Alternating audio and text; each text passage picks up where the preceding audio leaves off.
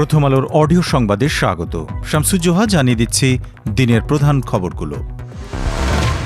রাষ্ট্রপতি মোহাম্মদ শাহাবুদ্দিনের ভাষণ ঘিরে ত্রয়োদশ জাতীয় সংসদের প্রথম অধিবেশনে সংসদে সাময়িক উত্তেজনা তৈরি হয়। রাষ্ট্রপতির ভাষণ প্রত্যাখ্যান করে প্রায় ৫ মিনিট বিক্ষোভের পর সংসদে বিরোধী দলীয় নেতা ও জামায়াতে ইসলামের আমির শফিকুর রহমানের নেতৃত্বে বিরোধী দলের সদস্যরা ওয়াকআউট করেন। স্পিকার হাফিজউদ্দিন আহমদ রাষ্ট্রপতিকে ভাষণের জন্য সংসদে আমন্ত্রণ জানালে বিরোধী দলীয় উপনেতা ও জাতীয় নাগরিক পার্টি এনসিপির নাহিদ ইসলাম কিছু বলার জন্য স্পিকারের দৃষ্টি আকর্ষণ করেন। স্পিকার মাইক না দিলে তিনি নো বলে প্রতিবাদ জানান।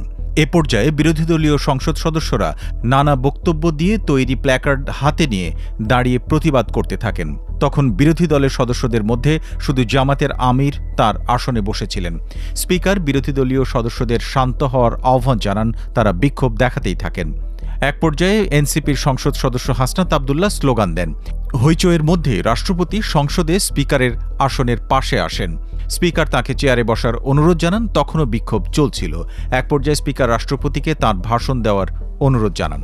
রাষ্ট্রপতি ভাষণ দিতে দাঁড়ালে তখন বিরোধী দলীয় নেতা শফিকুর রহমান দাঁড়িয়ে বলেন, রাষ্ট্রপতি হিসেবে আপনি রাষ্ট্রের অভিভাবক ছিলেন, কিন্তু সেই অভিভাবকের দায়িত্ব পালন করতে পারেননি। আপনি ফ্যাসিবাদের দোসরের ভূমিকা পালন করেছেন। অন্য সংসদ সদস্যরা গেট আউট বলে স্লোগান দেন। এ সময় কিছু সময় রাষ্ট্রপতি নির্বাক দাঁড়িয়েছিলেন। এরপর স্লোগানের মধ্যেই রাষ্ট্রপতি তাঁর ভাষণ শুরু করেন। তখন বিরোধী দলের সদস্যরা সরকারি দলের সদস্যদের দিকে তাকিয়ে বিদ্রূপ করেন।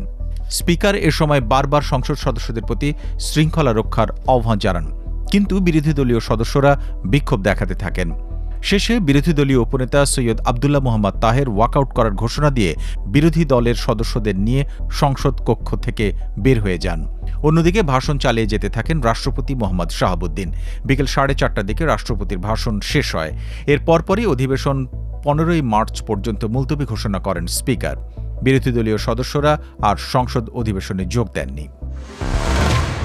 এর আগে জাতীয় সংসদের স্পিকার ও ডেপুটি স্পিকার নির্বাচন করা হয়। জাতীয় সংসদের স্পিকার পদে নির্বাচনের জন্য একটিমাত্র মনোনয়ন পেয়েছেন বলে জানান সভাপতি খন্দকার মোশাররফ হোসেন। তিনি হলেন বিএনপির স্থায়ী কমিটির সদস্য, মুক্তিযুদ্ধ বিষয়ক মন্ত্রী ও সংসদ সদস্য অবসরপ্রাপ্ত মেজর হাফিজউদ্দিন আহমদ। তিনি এই দায়িত্ব পালনের সম্মত আছেন বলে জানান সভাপতি। প্রস্তাব উত্থাপনের জন্য সংসদ সদস্য ও চিফ হুইপ নুরুল ইসলামের প্রতি আহ্বান জানান। প্রস্তাব উত্থাপনের পর সমর্থন করেন হুইপ রকিবুল ইসলাম। প্রস্তাব সংসদে উত্থাপন করা হলে হাঁ জয়যুক্ত হয়। হাফিজউদ্দিন আহমেদ বীর বিক্রম ভোলা ৩, লালমোহন ও তজুমুদ্দিন আসন থেকে 7 বার জাতীয় সংসদ সদস্য নির্বাচিত হন।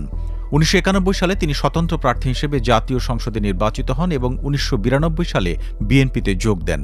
বর্তমানে তিনি বিএনপির জাতীয় স্থায়ী কমিটির সদস্য হিসেবে দায়িত্ব পালন করছেন। তিনি বিএনপির মন্ত্রিসভায় 1996 সালে বাণিজ্য প্রতিমন্ত্রী এবং 2001 সালে পানি সম্পদ, বাণিজ্য ও পাট মন্ত্রণালয়ের মন্ত্রী হিসেবে দায়িত্ব পালন করেন। হাফিজউদ্দিন আহমেদ বীর বিক্রম এবং খ্যাতনামা ফুটবলারও ছিলেন। সভাপতি খন্দকার মোশাররফ হোসেন এরপর জানান, ডেপুটি স্পিকার পদে একমাত্র মনোনয়ন পেয়েছেন সংসদ সদস্য ও ভূমি প্রতিমন্ত্রী কায়সার কামাল এবং তিনি এই দায়িত্ব পালনে সম্মত। তিনি প্রস্তাব উত্থাপনের জন্য সরকারি দলের সংসদ সদস্য ও হুইপ রুহুল কুদ্দুস তালুকদারের প্রতি আহ্বান জানান।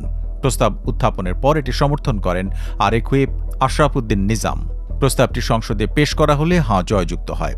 প্রথমে স্পিকার অবসরপ্রাপ্ত মেজর হাফিজউদ্দিন আহমদকে, এরপর ডেপুটি স্পিকার কায়সার কামালকে শপথ পড়ান রাষ্ট্রপতি মোহাম্মদ শাহাবুদ্দিন।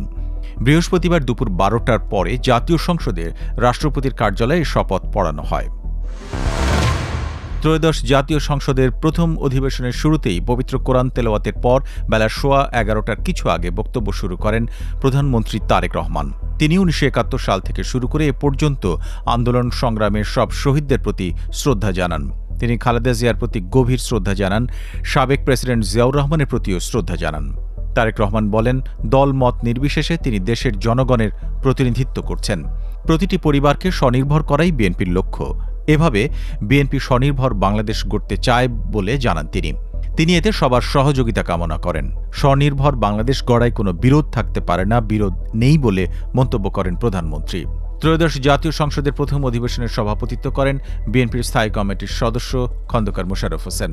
দায়িত্ব পালনের সুযোগ পেয়ে সম্মানিত বোধ করছেন বলে জানান তিনি প্রধানমন্ত্রী তারেক রহমান ও সব সংসদ সদস্যের প্রতি কৃতজ্ঞতাও জানান। ত্রয়োদশ জাতীয় সংসদের প্রথম অধিবেশনে আনা হয় শোক প্রস্তাব। এতে সাবেক প্রধানমন্ত্রী খালেদা জিয়া, ভারতের সাবেক প্রধানমন্ত্রী মনমোহন সিং, পোপ ফ্রান্সিস, ইরানের সাবেক সর্বোচ্চ ধর্মীয় নেতা আয়াতুল্লাহ আলী খামেনির প্রতি শোক প্রস্তাব আনা হয়। এছাড়াও সাবেক রাষ্ট্রপতি বদরুদ্দোজা চৌধুরী, মতিয়া চৌধুরী সহ ৩১ জন সাবেক সংসদ সদস্যের প্রতিও শোক প্রস্তাব আনা হয়। এ সময় চিফ হুইপ, বিএনপি দলীয় সংসদ সদস্য নুরুল ইসলাম, মতিউর রহমান নিজামী, দেলোয়ার হোসেন সাইদি এবং আলী হাসান মোহাম্মদ মুজাহিদের নাম শোক প্রস্তাবে আনার কথা বলেন। পরে বিরোধী দলীয় উপনেতা জামাতের নায়েবে আমির সৈয়দ আবদুল্লাহ মোহাম্মদ তাহের বলেন, শোক প্রস্তাবটি একপেশে।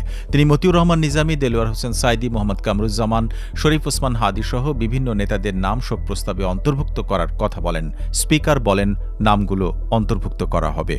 শোক প্রস্তাবের ওপর সাবেক প্রধানমন্ত্রী খালেদা জিয়াকে নিয়ে আলোচনা হয়। এরপর শহীদ জুলাই যোদ্ধাদের নিয়ে আলোচনা হয়। শোক প্রস্তাবে জুলাই যোদ্ধাদের নিয়ে আলোচনা করেন সংসদ সদস্য গয়েশ্বর চন্দ্র রায়, নাহিদ ইসলাম, জোনায়েদ সাকি ও শহীদউদ্দিন চৌধুরী অ্যানি। আলোচনার পর সংসদ সদস্যরা দাঁড়িয়ে ১ মিনিট নীরবতা পালন করেন। খালেদা জিয়া ও জুলাই যোদ্ধাদের শোক প্রস্তাব নিয়ে আলোচনার পর শোক প্রস্তাব গৃহীত হল বলে ঘোষণা করেন স্পিকার হাফিজউদ্দিন আহমদ। এই ছিল এখনকার মতো।